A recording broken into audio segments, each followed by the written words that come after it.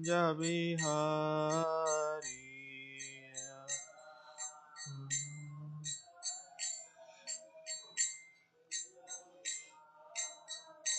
Jaya Gopi Jana Vallabha Girivaradhari.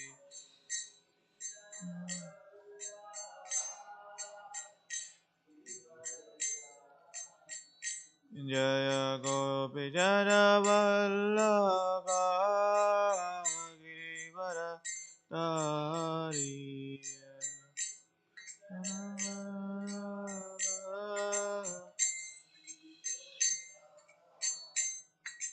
Yashoda Nandana Braja Janaranjana.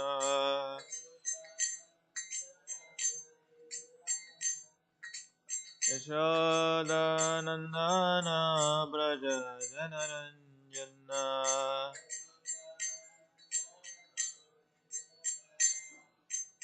Yamuna Tira Vanachari.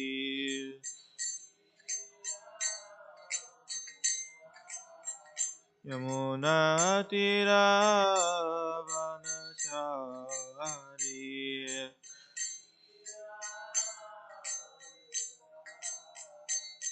Jaya Radha Madhava Kunja Bihari. Radha Madhava Kunja Bihari. Jaya Radha Madhava Kunja Bihari.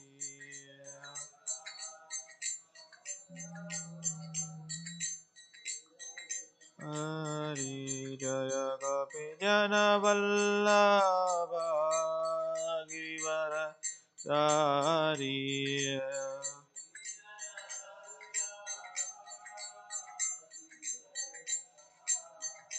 Jaya Gopi Jana Vallabha Girivaradhari.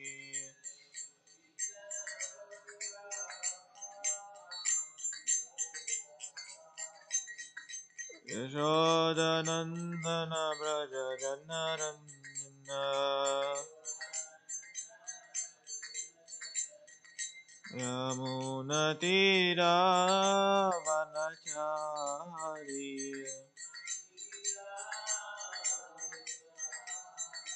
Munatira Vanachari.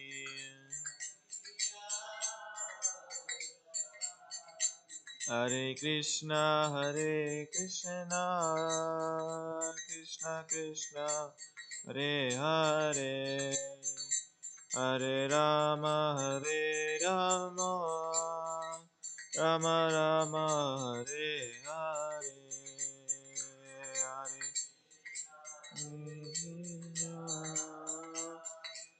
Krishna Hare Hare. Hare Rama Rama Rama Hare Krishna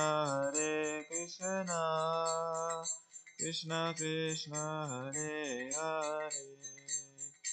Hare Rama Rama Rama Hare Hare. Krishna Hare Hare. Hare Rama Rama Rama. Jaya Radha Madhava Radhe.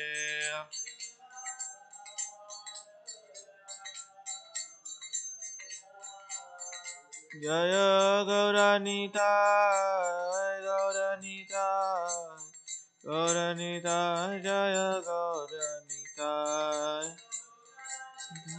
Jaya Gauranita. Jaya Jaya Prabhupada Prabhupada.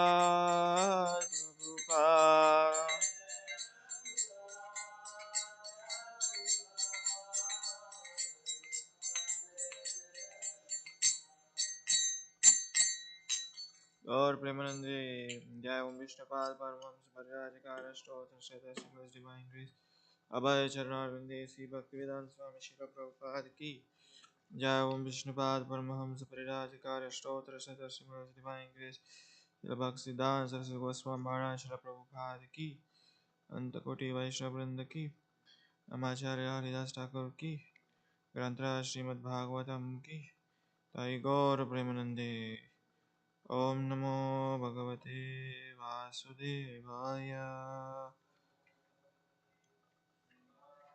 ओम नमो भगवते वासुदेवाय ओम नमो भगवते वासुदेवाय नारायणं नमस्कृत्य नरं चैव नरोत्तमं देवीं सरस्वतीं व्यासं ततो जयामुदीरये नष्टप्रायेषु भद्रेषु नित्यं भागवत सेवया भगवते उत्तमश्लोके भक्तिर्भवति नैष्टकी कृष्णाय वासुदेवाय देवकीनन्दनाय च नन्दगोपकुमाराय गोविन्दाय नमो नमः Hare Krishna. Thank you for coming this morning Bhagavatam class, everybody. So today we are going to read from Srimad Bhagavatam, Canto 10, Chapter 58, text from 41 to 44. So this chapter is entitled Krishna marries five princes. So we'll recite text 41. Raja Uvacha, Sri Raja Uvacha, Ko Anyaste Bhaktyo Nataha, Ko Anyaste Abhaktyo Nataha, Kanya Vara Ipshitaha, Kanya Vara Ipishitaha, Gunaika Dharmono Yasyange, Gunaika Dhamno Yasya Ange, Sirir Vyasti Anapyayani, Sirir Vyasti Anapyayani. Sri Raja Uvacha, Ko Anyaste Abhaktyo Kanya Vara Ipshitaha, Gunaika Dhamno Yajasyange, Sirir Vasti Anapyasini. Sri Raja Uvacha, Ko Anyaste Abhiktyo Kanya Vara Ipishitaha, Gunaika Dhamno Yasyange, Sirir Vasti Anapsyani. Please stand. Sri Raja Vacha, Ko Anyasite Abhiktyo Kanya Vara Ipishitaha, Gunaika Dhamno Yasyange, Sirir Vasti Anapsyani. Sri Raja Vacha, Anyaste Abhiktyo Nyavara Ipishitaha, Gunaika Dhamni Yasyange, Srivasyati family. Thank you very much. We'll see word to word meaning. Sri Raja Vacha. The king Nagarjit said,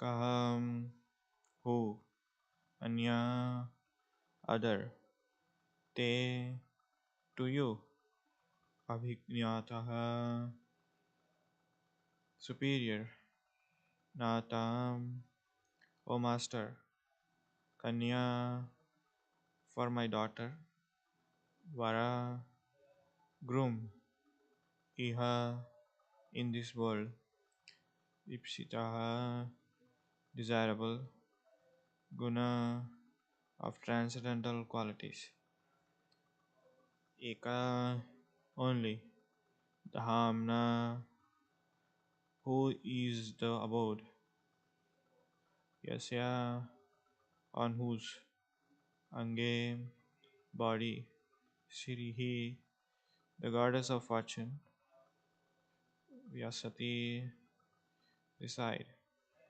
Anyapiyani, never living. Translation and purport by disciples of His Divine Grace, A.C. Bhaktivedanta Swami Srila Prabhupada Ki Jai. Translation. The king said, My lord, who could be better husband for my daughter than you, the exclusive abode of all transcendental qualities? On your body, the goddess of fortune herself resides, never leaving you for any reason. There is no purport for this. There is a text 42. Um, for text 42. Translation for text 42. But who ascertained the proper husband for my daughter, O chief of the Satyavatas? We previously set a condition to test the powers of her Satyuris. Text 43. These 7 wild bulls are impossible to tame. O hero, they have defeated many princes, breaking their limbs. Text 44. If you can subdue them, O descendant of Yadu, you will certainly be the appropriate bridegroom for my daughter, O Lord of Sri.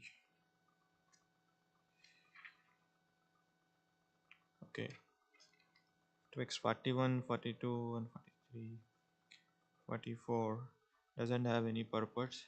We'll just discuss whatever appropriate, whatever we have commentaries on other acharyas.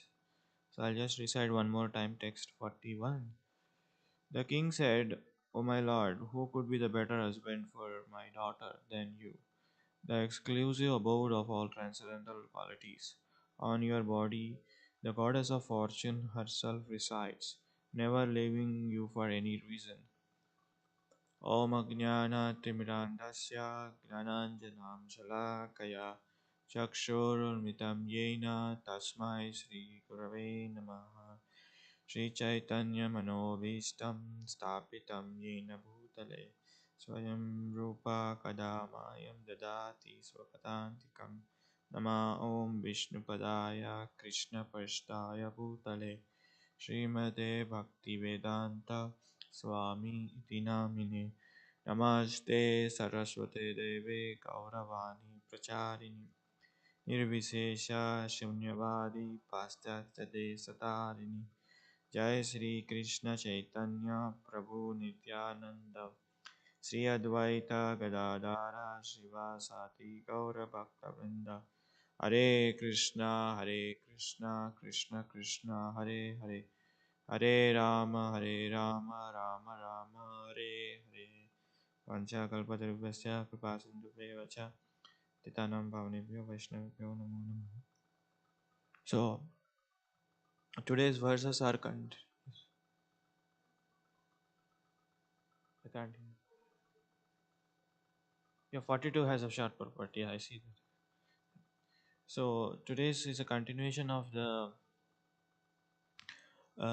Yesterday's verses, like yesterday we were discussing about how King received the Lord Krishna, and how did he worshipped, and after worshipping him, Lord Krishna was pleased by King's worship, and Lord Krishna, out of causeless mercy, and out of for the giving pleasure for the devotees, he asked the king his daughter as a wife for his getting married, because usually we see kshatriyas, they won't ask anything.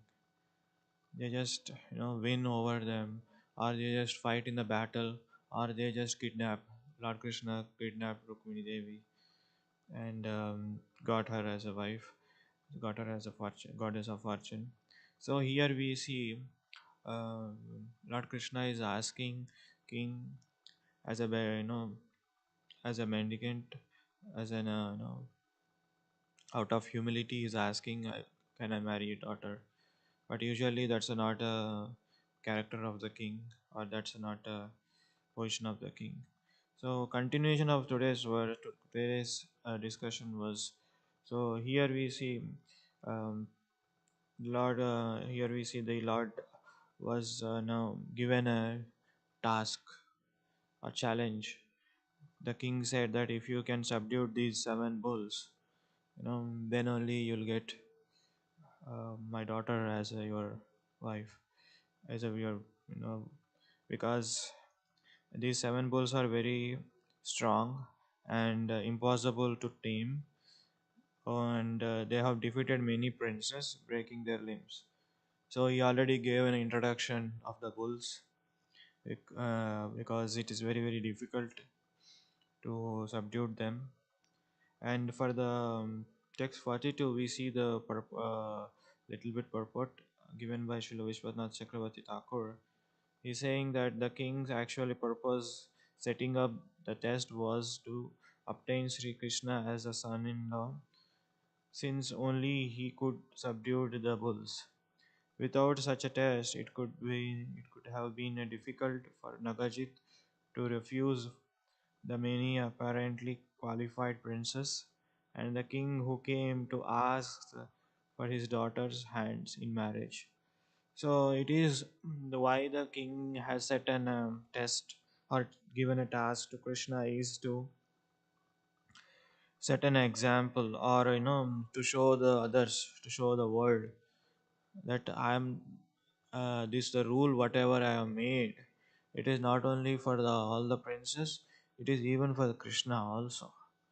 So sometimes we see people make the rules, and they dilute the rules, or they modify the rules for each person. We see that for others they make a very strong rule. For internal persons, for the family members, they negotiate the rules. We see this often politicians does. For the state people, they make a strict rule and regulations. For their family members, they don't follow the rules. They just neglect it. Why? Because attachment to the family, attachment to the family members, and attachment to their sons and their wife, because they think that they are special. They think that they are beyond the rules and regulations, because they wanted to have their special, because of their attachment. But sometimes while breaking the rules, and they may get into trouble. We see that. So that's for that. So King Nagajit, that's why he apparently set the rule for Krishna also, same rule. So for the text 41, we see the commentaries by different acharya. Here we see the commentary by Srila Jiva Goswami for the text 41. Though the Lakshmi is the shelter of all qualities, you are the abode of good qualities, Gunaika Dhamna. since she is controlled by your qualities. She has all the qualities. So here Srila Jiva Goswami is giving the detailed explanation why king is addressed Lord Krishna as a in your body goddess of fortune herself resides. The reason he is giving is that so Krishna is a possessor of all the qualities. We know that six qualities Krishna possesses: Aishwaryasya, Samagrasya, Viryasya, Yatatasya. So he's a full of opulence, all beautiful, all knowledge, and all powerful, and other. So he possesses all the qualities, and goddess of fortune also resides in him. That means when you associate with the person who is possessing all the qualities, you will also get the same thing, almost all the qualities. So goddess of fortune also resides in her and never leaves for any reason. So we see that never leaves uh, goddess of fortune because she is always taking shelter of the person who possesses all six kind of qualities in full. So that's a reason. That is the detailed explanation given by Srila Jiva Goswami. And Sanatana Goswami also comments on the text 41.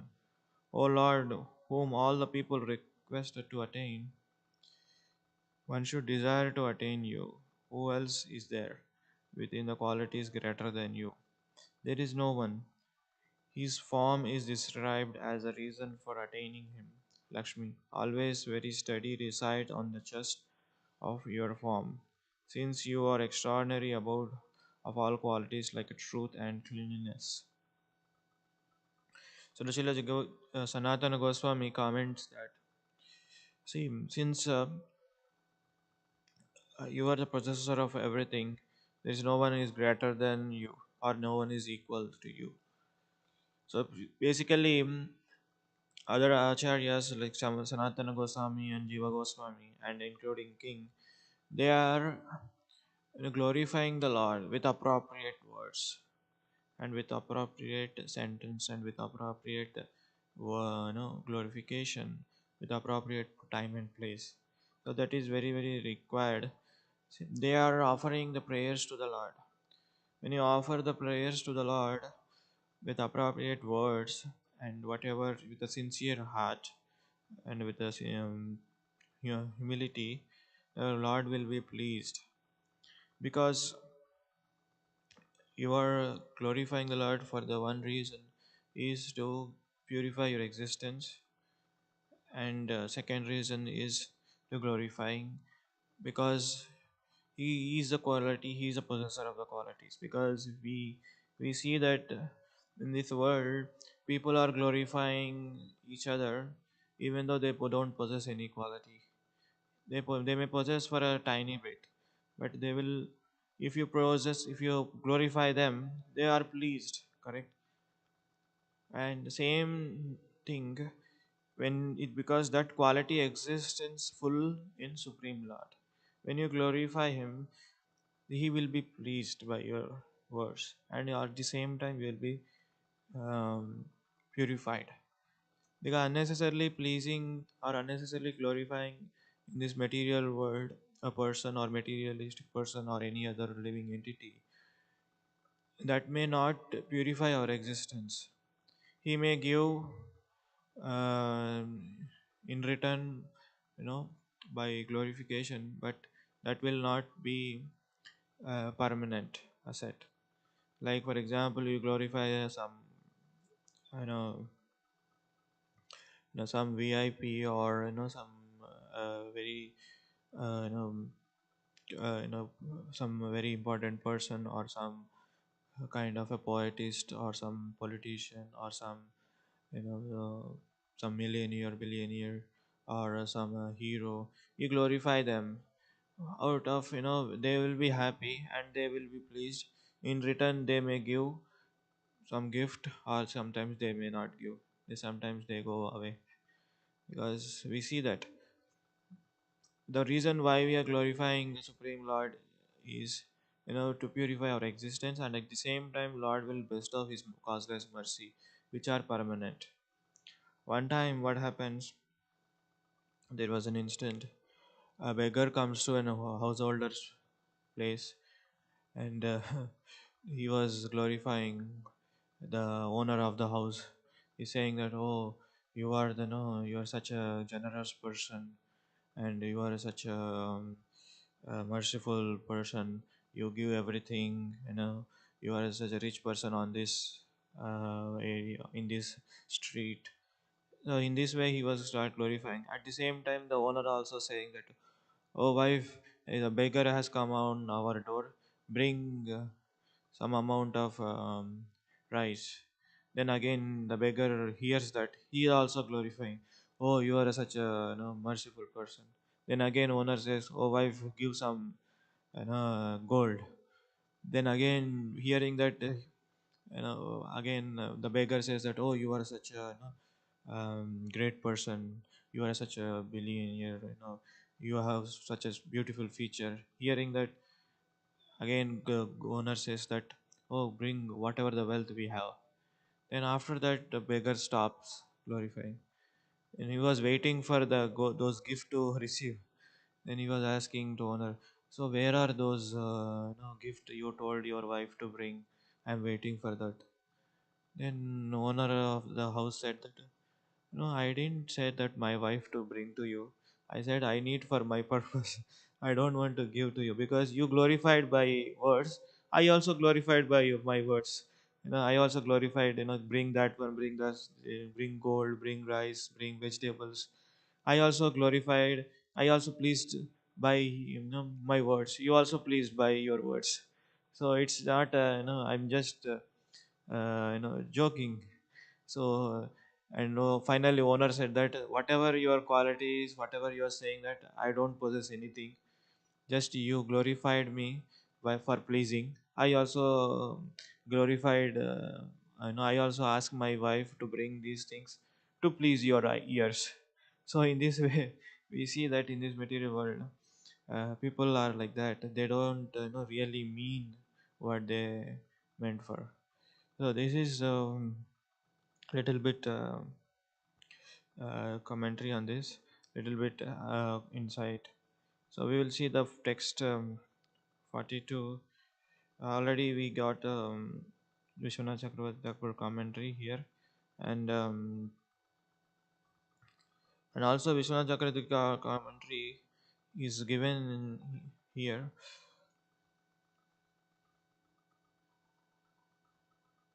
The king's answers, the king answers Krishna's statement that he will give no dowry, but I have made the rule to test the strength of a groom. If he wants to gain my daughter as his bride, otherwise all the kings would ask her, and how could I agree all of them? You, whose outstanding from the qualities are already known, are most suitable for to be my groom. I made the rule so that only you could take her. And Shiva Goswami comments, I and my relatives have made the rule previously with the desire to obtain for my daughter a qualified groom. Because of her desire of the groom of my daughter, we have made the rule in order to test the courage and strength of a man. You should also follow our rule, O maintainer of the devotees. Text 43 commentary. So here we understand why the king made a rule, why he and his relatives are made the rules like this. Because king's logic was, if everybody wants to my daughter or marry my daughter, it is impossible. So because she is so beautiful and she's so attractive, she is also expansion of goddess of fortune.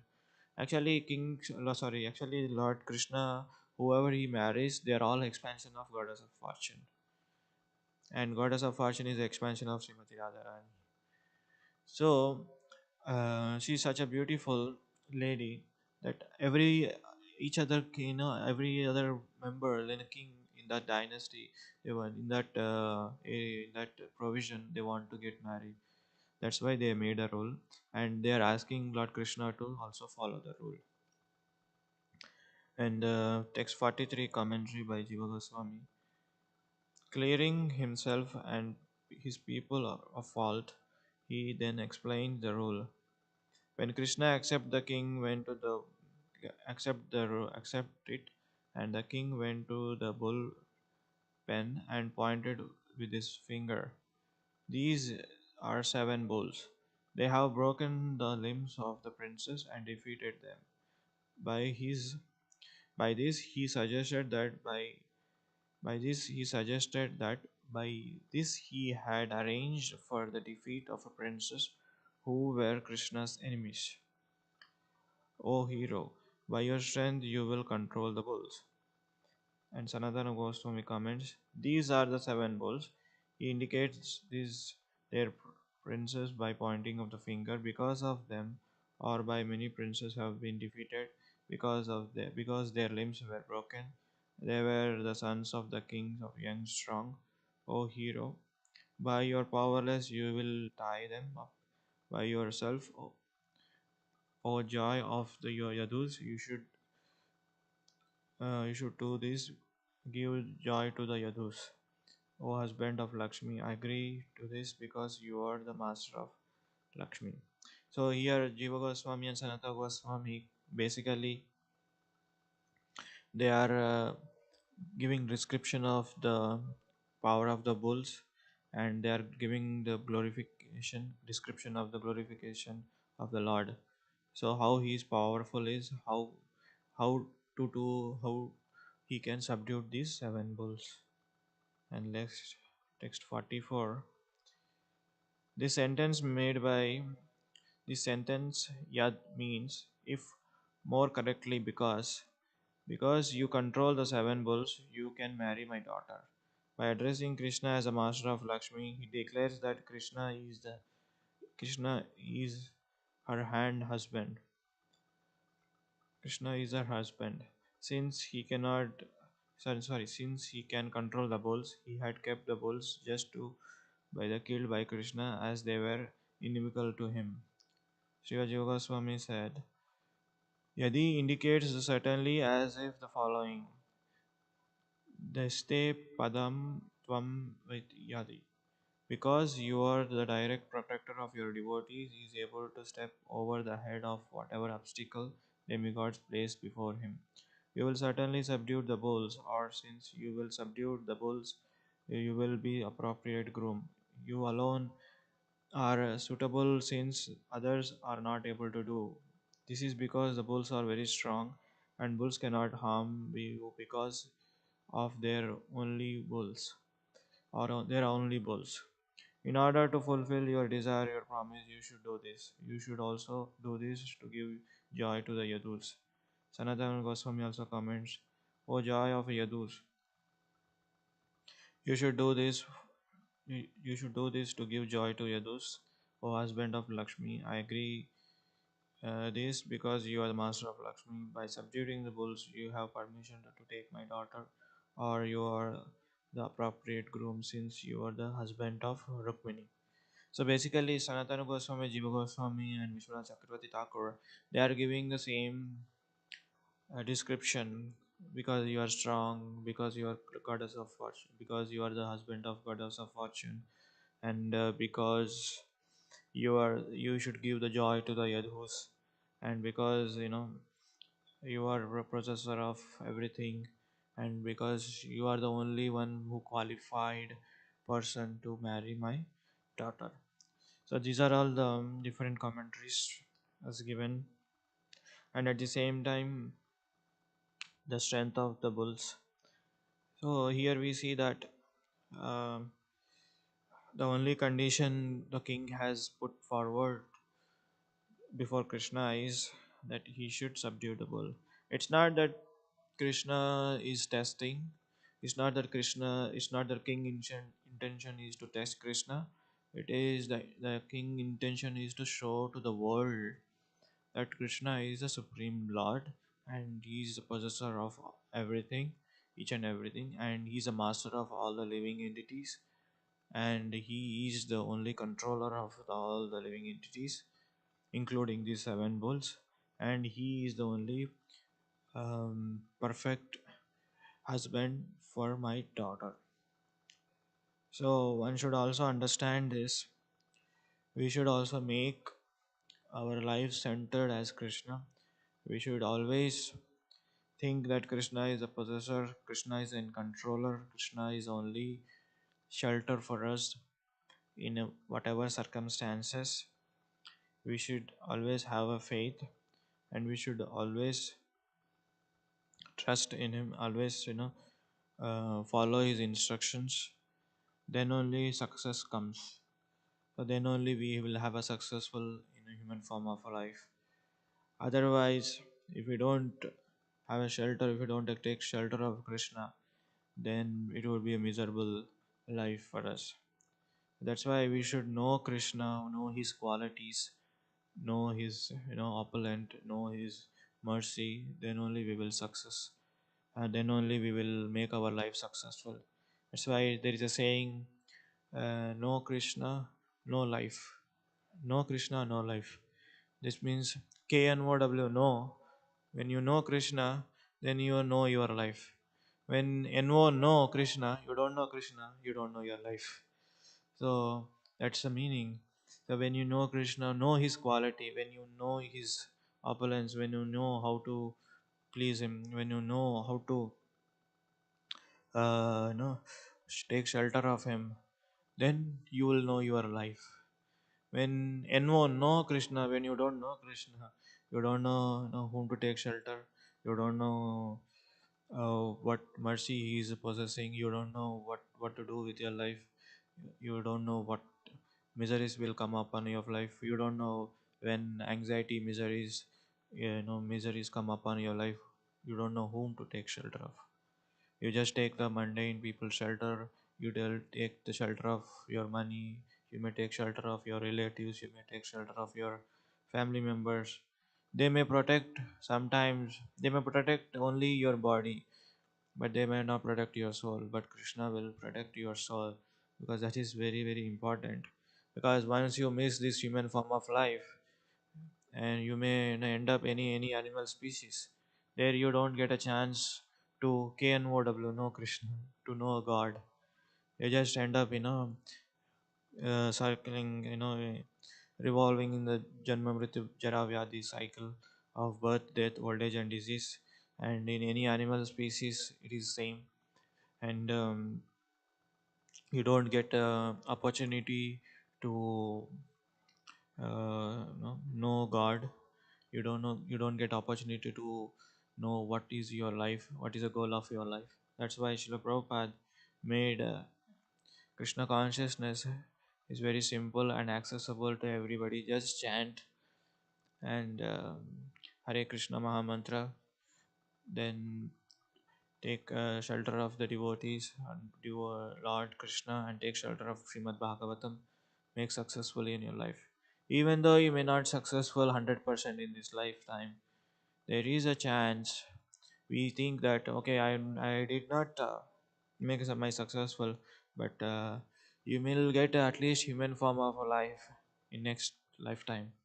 If you practice till say suppose 20%, then you gave up, or then you some or the other reason you didn't complete, in next human form of life at least you will get a human form, so that you carry forward whatever the balance you have, whatever the possess you have. That's why in the Bhagavad Gita, Lord Krishna says, Neha Vikramanashasti Pratyavaya na vidyate Salvamapyasya dharmasya trayate mahato bhayat. So that is the meaning of this verses. Even though you are a failure, the whatever the asset you have, that will carry forward into the next lifetime. We see that people in this world, um, you know, they think that we should have a nice bank balance, property, wives, children, and everything, so that we will live happily in our life. They work very hard in when they're young and energetic. They save the money and they save everything to enjoy their retirement life. But death is uncertain, and very that is uncertain. We don't know when it will come. So the bank balance, whatever you have, and whatever you possess, my property, it will not save you. Maybe it may save your body, if you get injured, or if you are sick, if you are getting surgery, they may help you, but at the same time they are not going to help you to take out your miseries, or they will not help you to next lifetime. But this is a permanent asset, whatever the practicing of Krishna consciousness. That's what Srila Prabhupada says always, chant Hare Krishna, and practice, take up Krishna consciousness, practice in your own, this thing in your own capacity, no problem when you do that. So we should always be careful. Each and every day is an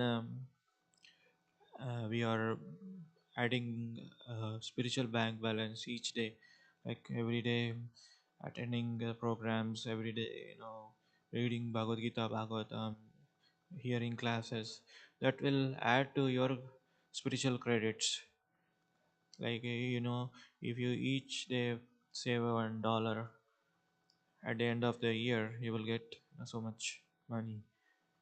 So similarly, each day when you do something little bit, little step towards advancement of spiritual life, at the end of your life, that much, you will have so much spiritual credits.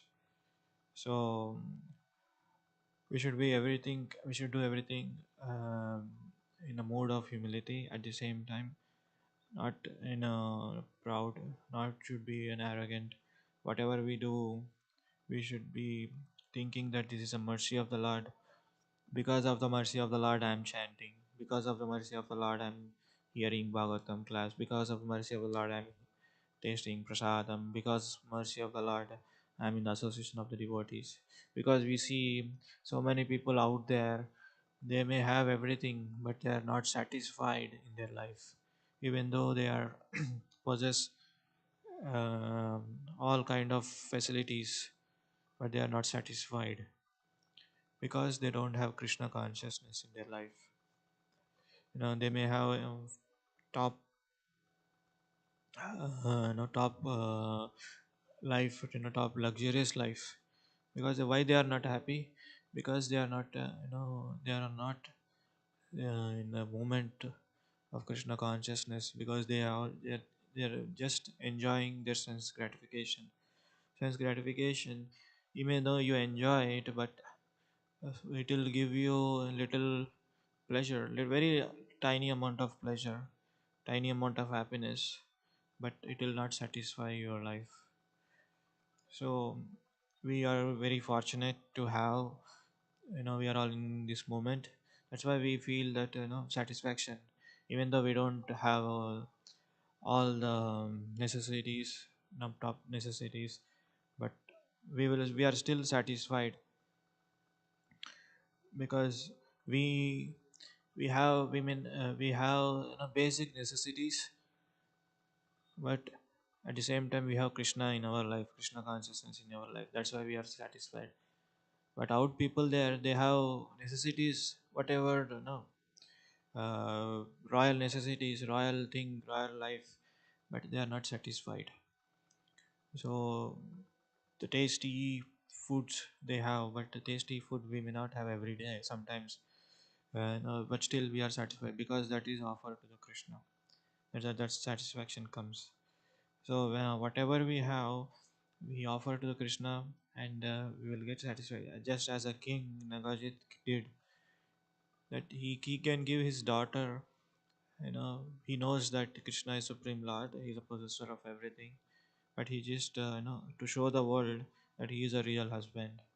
So we should also be think that Krishna is a real husband. Krishna is a real master for us. So, having said this, I just stop here. If you have any comments or thoughts, any questions.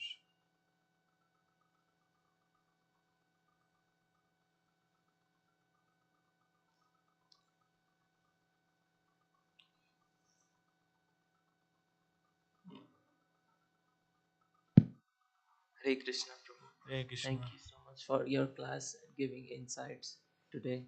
Uh, the King Nagnajit, he's looking for his daughter's welfare, Najiti, that she has absolute shelter, and when she saw Krishna, she said that I will only have Krishna as my husband.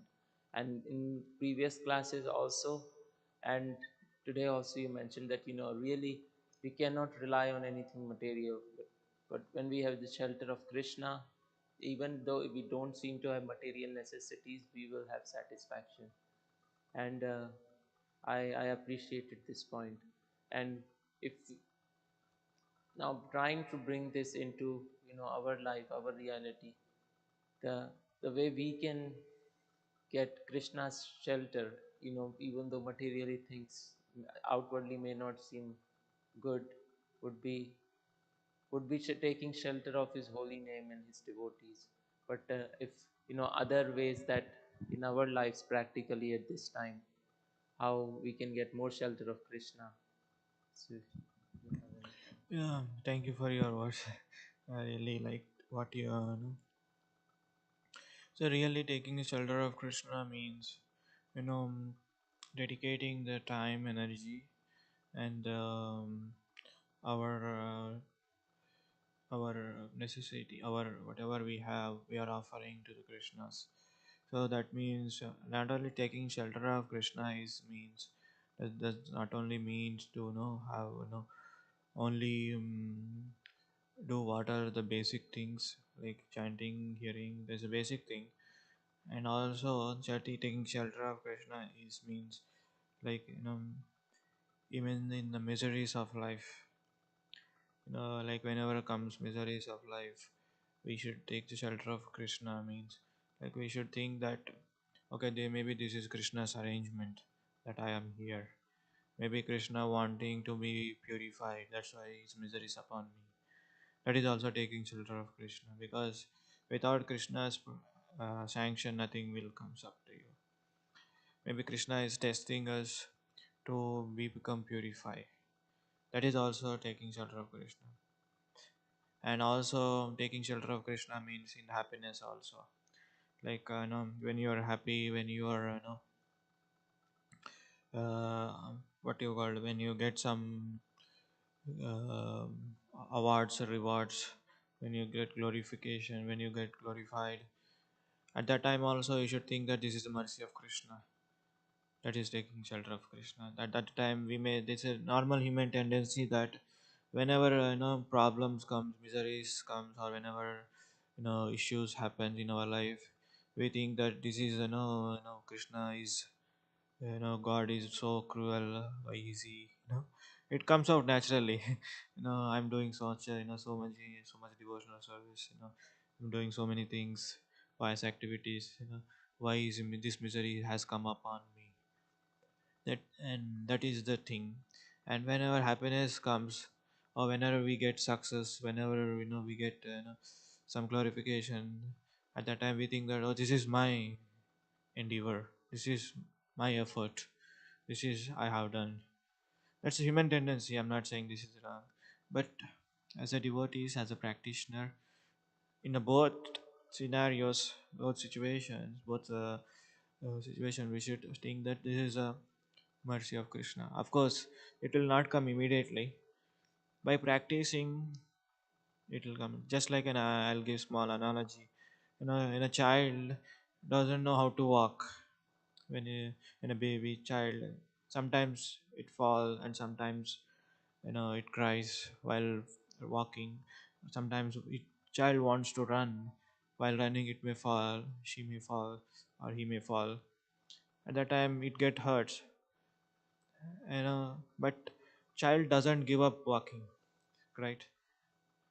And so similarly, we should not give up Krishna consciousness. Just miseries or issues or problems came upon your life. It will go on, keep coming and going. And in the time at the same time, happiness also. We should think that this is Krishna wants to glorify me. This is mercy of Krishna. So that it should be practiced. When you practice for a little small things, or somebody today I got an opportunity to give Bhagavatam class. This is mercy of Krishna. I got an opportunity to sit in Bhagavatam class. This is mercy of Krishna. You see, compare out people there. So many people are doing engaged in sense gratification, either earning money or losing money, or doing sense gratification, but they are not happy. You know, by people they have million rich people they have everything to eat, but they cannot eat due to their health issues. Fortunately, we don't have such health issues that we cannot eat. We have something to eat that can be digested, because people have many health issues, they cannot eat and they cannot digest the food due to various reasons of the stomach, but we don't have that issues. So in the both scenarios we should take shelter of Krishna and continue Krishna consciousness. I hope this satisfied. Okay, anything? Okay, thank you so much. So we'll stop here. Granth Raj Srimad Bhagavatam ki jai, Shri Prabhupada ki jai.